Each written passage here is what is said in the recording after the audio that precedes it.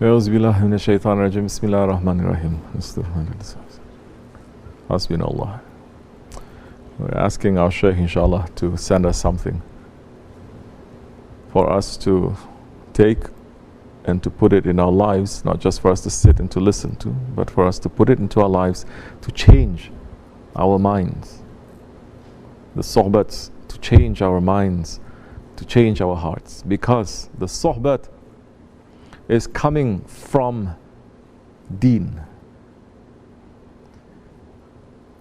Deen Naseehah, the religion, it is advice. But Shaykh Naqshbandi is saying only prophets, they give advice. We don't give advice. We give Sohbet.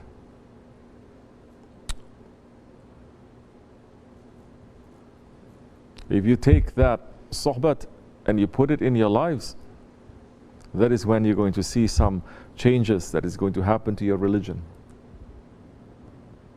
If you don't put it into your life, your religion will not change. Your lifestyle will not change. Nothing will change. You will be more responsible because now you know what you're supposed to do, but you don't want to do it. You're going to become more responsible. Yes, the responsibility of a murid is very huge.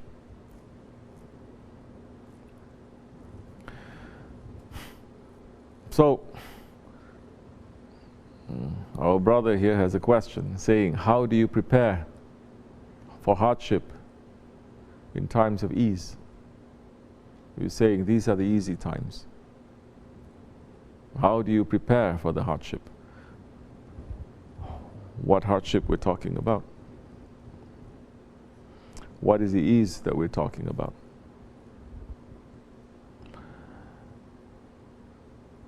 What is the ease that we're talking about here, that we have here? Even if we say that we have the ease of material ease living here in this country, a believer, will he feel comfortable in that material ease? He will not. That material ease for a believer, it'll be a struggle. He's not going to feel comfortable. Why is he not going to be comfortable? Allah gave it, right? To us. There are thousands, let's say in this country, more than thousands of course, that they said, I'm good, I'm happy, I have my deen, I have my money, I have my friends, I just stretch out my legs, put my hand behind my neck and say, I got a good life. You're looking at them, they are fooling themselves to enjoy this life, thinking they have everything. But you look at them, they are the most miskin people. Why are they most miskin people? Because their spirit is very, very undernourished. Their spirit is very weak. And their spirit is in complete hardship. They are stepping on their spirit. They have a good life. We're looking at them, yes. Doing everything. Riding cars, riding horses, everything. But be careful from the vision of a believer, because he looks with the nur of Allah. So now when you look, you see that they are suffering in reality. Why are they suffering? Because they are choking the spirit. Why is the spirit being choked? Because you're not being a believer. And Allah subhanahu wa ta'ala is warning believers so many times, oh believers, believe. Warning the believers, oh believers, believe. So many ayats Allah subhanahu wa ta'ala is warning to say what? You're going to stop believing now when you started to believe? You did not have belief. Then you got the belief. Now you're going to leave it?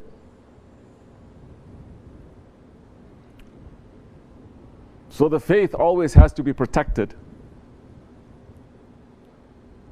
And you always need to look at what the spirit needs, not what the body needs.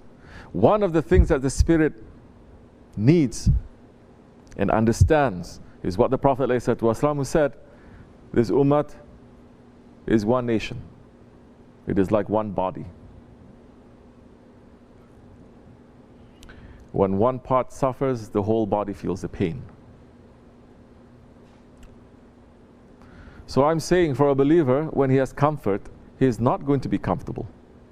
He is going to struggle with that comfort. Even if he eats, he says astaghfirullah, he shares. He does something beyond just Allah giving and then him taking. So in matters of ease too, it's not going to be easy for him. He is struggling. Because he sees what Allah is giving me, Allah is not giving millions. What am I doing with this? Now the ease, the comfort is what? It is an emanat. It is a trust. A trust means it doesn't really belong to you. It doesn't belong to you. It belongs to someone else. So what are you doing with this? You understand? Emanat, trust, helping other people, it just doesn't mean you're going to sit back, you do everything that you want to do and you just write a check and then you just send it to someone. That's not. Anyone can do that. It's not that too. It's learning how to live in a community, learning how to live in a jamaat too, taking care of each other, feeling each other's pain. Oh, we have a long way to go. If people who are living with each other, sleeping, eating, praying with each other, and they're very far away from each other, we're not even feeling anything, then we have a very long way to go.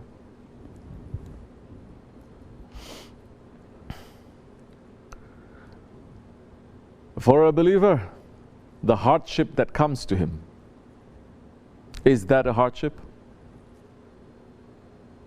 It is a hardship, it is a test. But what does a believer do when a hardship comes to him? Huh? Yeah, patience. What else? What he does? He looks for the good in it. What else? Huh? The believer is in a constant state of tafakkur, thinking and zikr. Zikr and fikr is very tight together, you understand? Zikr is to remember, fikr is to think. It's tafakkur is to think. Because if you're making a zikr and it's making you to become sleepy and to become idiot and to become drunk, then it's not doing anything to you. The zikr is supposed to make you to remember to become more awake, to put two and two together, to understand things happening to you, happening to other people, happening to the world. You are not going to be divorced from the world. You're going to be more aware and awake. You start seeing with that vision. And if something comes to you, the hardship comes to you, you're going to check everything that you're doing. You start thinking. So no longer now, the ease, you're not going to think, you're just going to eat. Hardship, you cry. No. Both ease and hardship, you think. Both ease and hardship, both, they are a test from Allah. That is for a believer. It is a test from Allah. Allah is giving, what am I going to do with this now? He's watching. But Muslims, especially living in so-called first world countries, they become so spoiled. They become so, today's nice words, privileged, entitled. They're entitled. They pray 5 times a day. Why I'm not having Jannat here on earth? They go to the Hajj one time. Why Allah is not answering all my prayers? They become very spoiled. Very, very far away from any Sahabis, very far away from any saint. That's why the Wahhabi shaitans, they say, to confuse you, don't look at Sahabis so much, don't look at Prophet so much, don't fall in love with the awliya Allah, just look to Allah. Just look to Allah.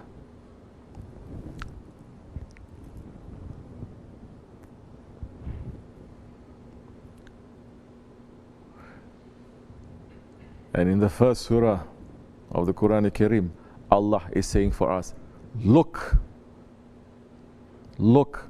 to those ones before you.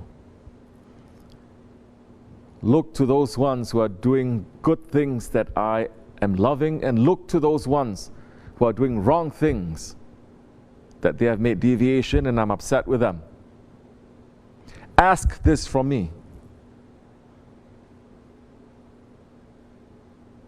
Otherwise, you will never understand your deen. Look, hold on to your role models. This is the thing. Now everyone say, my role model is Allah. Hasbunallah ni'mal wakeel. What kind of Wahhabi idea now is they put into your head to make you to become a square head like that?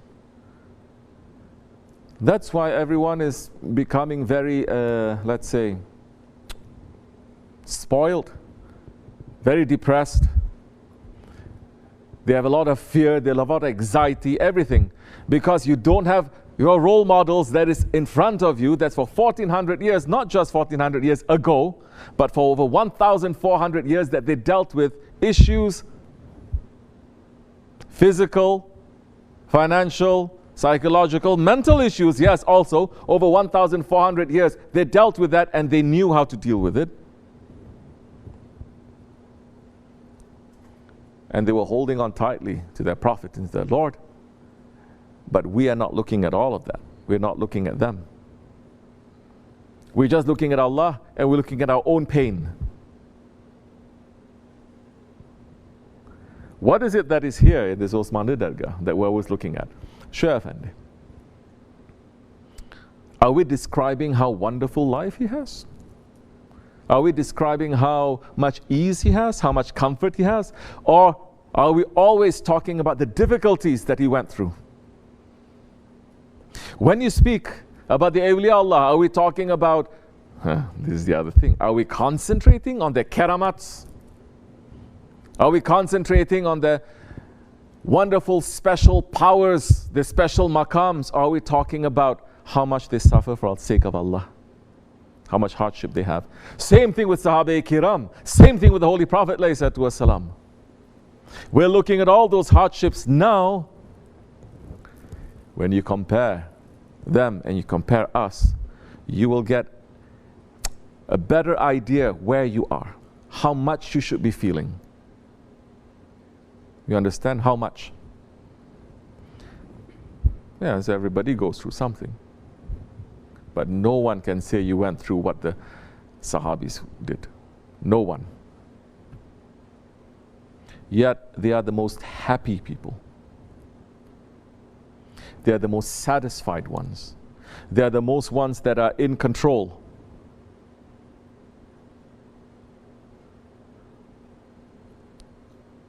But when you don't have all these role models, what they went through,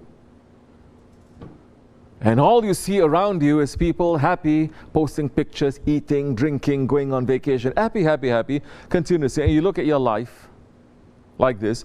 No one is talking to each other. No one even touch each other to give salams to each other. No one is having real conversations or real contact with people because it's all texting, it's all online, everything is just this technology, shaitan technology. So you're cut off from your human side, and your only kick is to get through this fake virtual world that is fake, but it makes your desire to come up so high. It's like a drug. It is a drug that once you're off of that drug, you see this world is just so boring. That you need to take that drug to feel something, but that drug is not putting you into a real world, it's putting you into a fake world that harms you. When you do all of that, when you don't have a Jamaat, you don't look at the role models that we have in front of us. Every culture has it. Let's break this open a little bit. Every culture they have their own awliyas. If not, they have your own heroes. Let's break open this a little bit. Even if you're non-Muslim, you have your own heroes. You have your own people that you look up to, your own role models. When you don't have that and you have Batman, Catman, Chicken Man, all these kinds of things that they're making everyone to run after, knowing that It is fake because you still have a spirit, you know. Although your desire is welcoming it, your ego is believing in it, but your spirit is just there shaking its head still and getting more and more in suffering.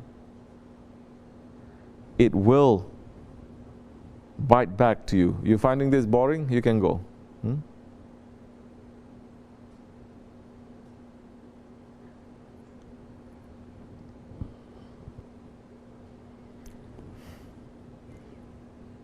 You don't have to stay. Sinking deeper and deeper.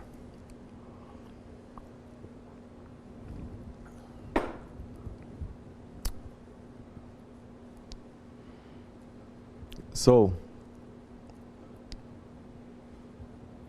if you're surrounding yourself with real people, then you know what the real world should be. And the hardship and the ease that comes with you too, you will understand it. You will understand the wisdom behind every ease. You understand the wisdom behind every hardship. According to the creator of hardship and ease, Allah, according to whom He has given everything to, the Holy Prophet ﷺ, according to how the Prophet ﷺ has given and distributed the high rahmat and barakat and the wisdom to the one that is going to be your murshid.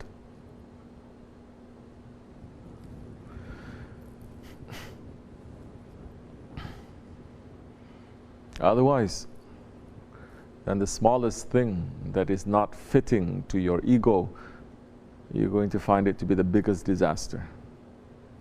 But those ones who have a meaning and a purpose, and the biggest meaning and the biggest purpose, the main meaning and the main purpose for believers, for Muslims, is to become Abdullah, to become servant of Allah.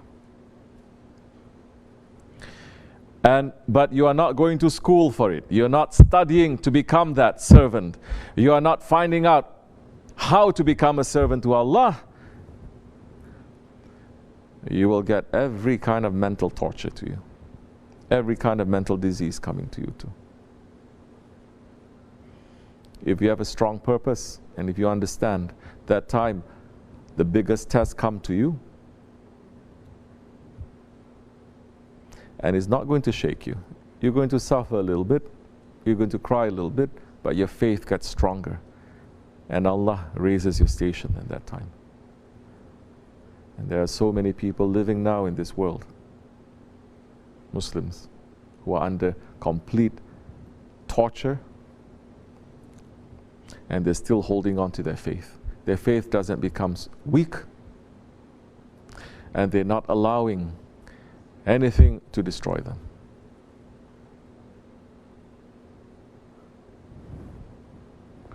But if you surround yourselves with Ahli Dunya, then sure, Ahli Dunya is going to say, what? You have your skin is this color instead of that color? Huh. Doesn't matter what you gain. Doesn't matter if you become a billionaire. You're still that one. Huh. No good. You understand? Everything they're going to pick to show you that you're not good enough. But in the way of spirituality, everything that you have that is not enough, you're going to be happy because you know that Allah subhanahu wa ta'ala is the one who's sending you this. And you find the reason. Because you're looking with the eyes of believers, with the believers around. And they are not people who are just going to concentrate on, they are not people who are going to concentrate on eating and drinking and having a good life. Don't you know? We even wash up our murids who are hardworking, who are going to do something. I said, okay, now pull back on that. You're doing something now. But what is your purpose? What is your purpose? For outside, maybe they can do that. But it's like saying someone who enter into a military institution like Sandhurst or West Point, they don't attend classes, they don't attend any of their training. Then why are you doing that? You say, well, other people are having a nice time. They don't have to be so tied up to be in discipline and everything. They say, you're an idiot because you're in the best institution. It's completely different then. If you want to just have an easy time, then don't be in that school. Don't be in that institution. Then don't run. Don't try to even pretend that you are together with the awliya Allah and the prophets, because this is their way. Then walk other ways. But if you're saying, and you give bayat, and you're saying, well, I want to continue this way, then as I said before in the beginning, we have more responsibility.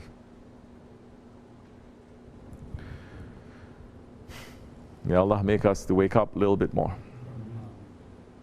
And not to run after this dunya, not to let our ego to trick us. To put the akhirat as priority. To put this way as priority, inshallah. May Allah forgive me and bless you. Al-Fatiha.